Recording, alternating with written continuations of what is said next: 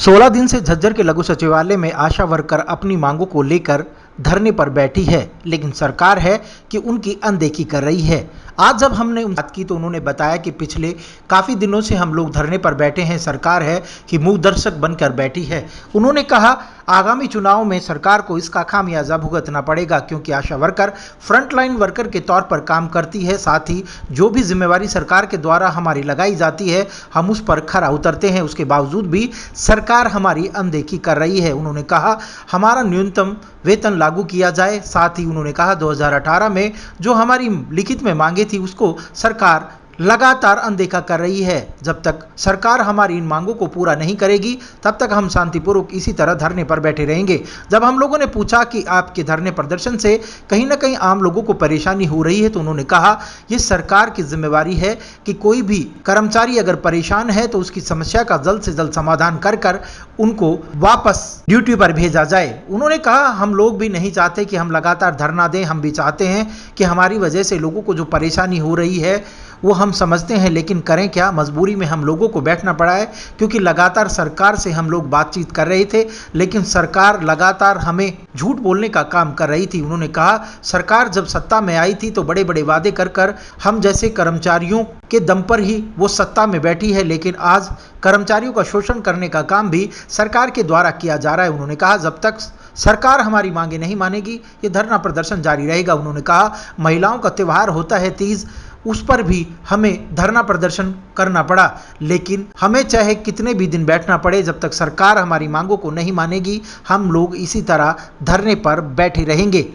इसकी आशा वर्कर के ऊपर दान हो जिले पे, और जो सरकार हमारी मांगों को नहीं मानेगी ना तो हमारी तो यह सलाह खिलौना भी हम तोड़े मनावाएंगे विधानसभा क्षेत्र पे।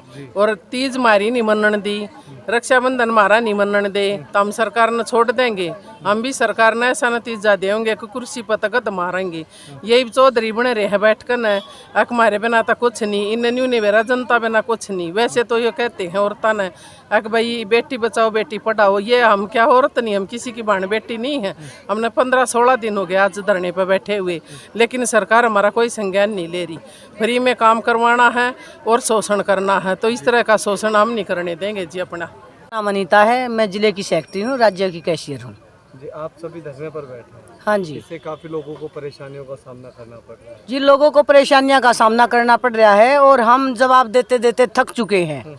गांव में सब पूछते हैं कि आप कब हड़ताल से वापस आओगे, कब हड़ताल से वापस आओगे। हमारा एक ही जवाब है कि जिस दिन भी हमारा मुख्यमंत्री हमें हड़ताल से उठाना चाहेगा तो उसकी तो चुटकी का काम है, हम उसके एक ही इशारे में उठ जाएंगे। लेकिन हमारा मुख्यमंत्री है वो इतने ढीठपने पे है, वो चाहता नहीं कि उसके लिए जनता की सेवा करने का काम है उसका, लेकिन वो चाहता है कि जनता परेशान हो और आशा वर्कर धरने पे बैठी रहे, और चाहे जच्चा मरो चाहे बच्चा मरो, उसने उस काम से कोई मतलब नहीं। क्या क्या मांगे हैं आपकी? हमारी मांगे वह कुछ नहीं है। जो हमारा 2018 में नोटिफिकेशन जारी किया था उसमें हमारे 4000 फिक्स किए थे। 8 एक्टिविटी का हमारा 50% बनता है, वो इंसेंटिव रुका हुआ है हमारा, और वो लागू होना चाहिए। और आशा वर्कर 27 विभाग में काम करती है, उसका जब काम करने का विभाग पक्का है तो आशा वर्कर को कच्चा क्यों किया जाए। आशा को भी पक्का बनाना चाहिए, और जब तक वह पक्का नहीं करते न्यूनतम वेतन 26,000 दिया जाना चाहिए। अगर आपकी मांगे नहीं मानी गई तो अगले स्टेप क्या होगा? अगला स्टेप तो ये हमने दे रखा है, हम 28 तारीख को विधानसभा का घेराव करेंगे और पूरे हरियाणा की आशा वर्कर विधानसभा पर जाएंगी और वहाँ पर हमारी अगली रणनीति तैयार होगी। आपका? मेरा कविता नाम है जी, आशा वर्कर यूनियन की डिस्ट्रिक्ट प्रधान जी। लोगों को धरने पर आज हमारा 16वां दिन चल रहा है जी। मांगे हमारी कोई नहीं है जी, हम अपना अधिकार मांग रहे हैं। जो सरकार हमारे साथ वादा खिलाफी कर रही है, आशाओं में इसके प्रति बहुत ही रोष है, इसलिए आज 16 दिन से आशा वर्कर हमारी हड़ताल पे बैठी हैं। हमारी एक ही मांग है, जो छोटी छोटी हमारी मुद्दे हैं उन्हें सुलझा दो, और जो न्यूनतम वेतन है ना वो आशाओं का लागू कर दो, ताकि आशा वर्कर स्वास्थ्य सेवाएं देने में सक्षम हो।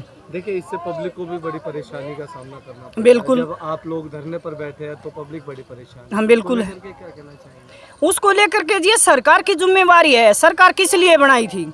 सरकार पब्लिक को परेशान करने के लिए नहीं बनाई थी। पब्लिक ने उनको वोट इसलिए दिया था कि अच्छे दिन आएंगे। उन्होंने ऐसे ऐसे सपने दिखाए थे, ऐसे ऐसे वादे किए थे, कि एक के खाते में 15-15 लाख, हम ये स्कीम देंगे, वो कभी कोई स्कीम नाम इतने अच्छे अच्छे, और एक इतना बढ़िया नारा दिया था, बेटी बचाओ बेटी पढ़ाओ। ये क्या है? ये बेटियां नहीं है क्या? ये मोदी सरकार को सूझ नहीं आ रही, खट्टर सरकार को सूझ नहीं आ रही क्या ये? कि भाई हमारी जो बेटियां हैं, बहन है, ये बैठी हैं हड़ताल पे, जो स्वास्थ्य सेवाएं नहीं मिल रही लोगों को, कितना नुकसान होने लग रहा है। बच्चों के टीकाकरण में भी होम डिलीवरियां होती हैं, और इन्फेंट डेथ बढ़ रही है, मैटरनल डेथ हो रही हैं। जो एएनसी का फर्स्ट रजिस्ट्रेशन होता था वो भी सेकंड ट्राइमेस्टर में, थर्ड में जाएंगी। तो देखो जी, हमारी तो मजबूरी है, हम जनता को परेशान नहीं करते, परेशान सरकार कर रही है जनता को भी और आशा वर्करों को भी।